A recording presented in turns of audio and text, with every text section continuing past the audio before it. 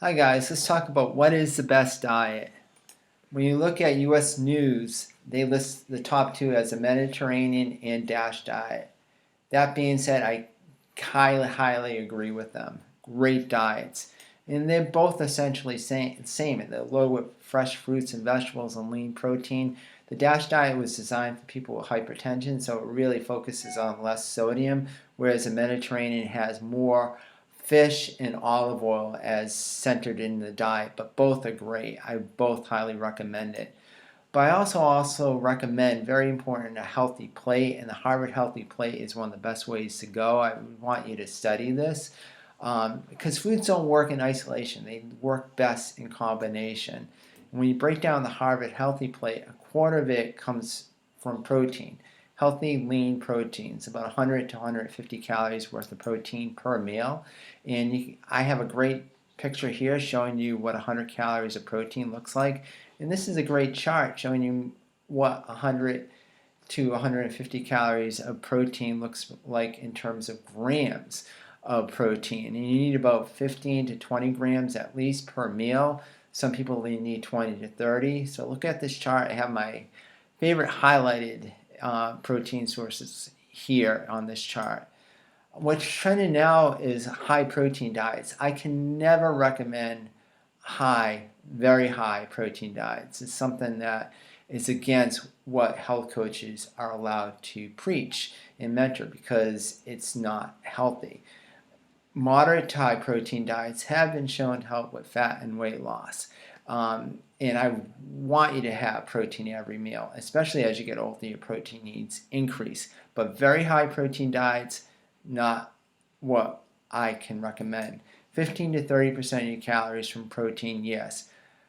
Greater than 30, like the Atkins diet, or at 30, like the paleo diet, I might not be able to recommend. Now, the paleo diet, when you look at it, one of those diets that are very popular now, there's a lot of caveats to this. One of the biggest ones are the foods that aren't allowed, like whole grains. That's where you get a great amount of your B vitamins, your energy vitamins. Legumes, a great natural source of protein. Canola oil is a very inexpensive, healthy fat. So that being said, I like the concept of unprocessed foods in the paleo diet, but I would like you to combine the paleo diet with these other food sources. And I neglected to say, dairy is one of the best sources of calcium and affordable protein, and also vitamin D in people's diet. So I would highly recommend having a couple of servings of healthy, low-fat dairy a day. When you look at the healthy plate, 75% of it comes from healthy carbohydrates, like veggies, fruits, and whole grains. And one of the big diet trends now is a very low carbohydrate diet, like the keto diets. I can never recommend that to anyone. Only doctors can actually recommend this diet. There's some benefits to people who have epilepsy or maybe diabetic that might be able to go on this diet, but I could never recommend it. And look guys, it comes with a lot of risk. I would never recommend this to people. And most weight loss studies, most of all of them pretty much show that people gain the weight back. As a health coach, I'm mandated not to allow people to go less than 400 calories coming from carbs. And that's about 100 grams of carbs a day. I would like more, but you need at least 400 calories worth of carbs a day. And that's what in this picture shows 400 calories coming from grains and fruits, a pictorial of that, and vegetables. You can see how many calories carbs come from veggies, but when you look at it, it's a lot of volume. That's why I love vegetables. They really do fill you up, and also so good for you. So I would suggest if you're looking to lose weight, have grains, but get most of your carbs from veggies and a little bit from fruit. So that being said, 400 calories, you must have carbs daily. They're not evil. There's a lot to it. And again, I can't stress enough, you need to get your servings of vegetables a day. 1 to 2 servings of what most Americans get. We need to have 5 to 9 servings. I want to implore you to try to get 5 to 9 servings of fruits and vegetables a day, especially veggies.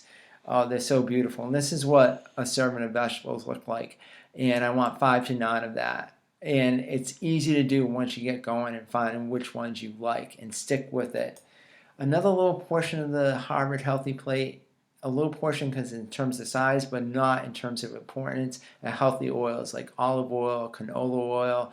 Very important to have part of your diet in terms of salad dressing or your cooking, or even from like nuts, seeds, and avocados. Because you can't absorb some of the healthy vitamins or other nutrients in your diet without fat being present in a meal. You need at least 3 grams of a healthy fat for your body to absorb some of the very important vitamins like A, D, E, and K. But remember, guys, fat is loaded with calories. 1 tablespoon of oil is 120 calories. And just look at the serving size of 100 calories of nuts in this pictorial display. It does not take up much volume. It's rich in calories. But that doesn't mean we should not neglect having fats in our diet. One of the biggest trends now is very high fat diets. I can never recommend very high fat diets just because of the sheer volume of calories. I can usually recommend 25 to 35% as in part of a healthy diet. But if you do want to have a high fat diet, then you really must make sure they're all coming from healthy fats like oils, nuts, seeds, avocados. If you go that way, you might be able to get away with it in terms of health.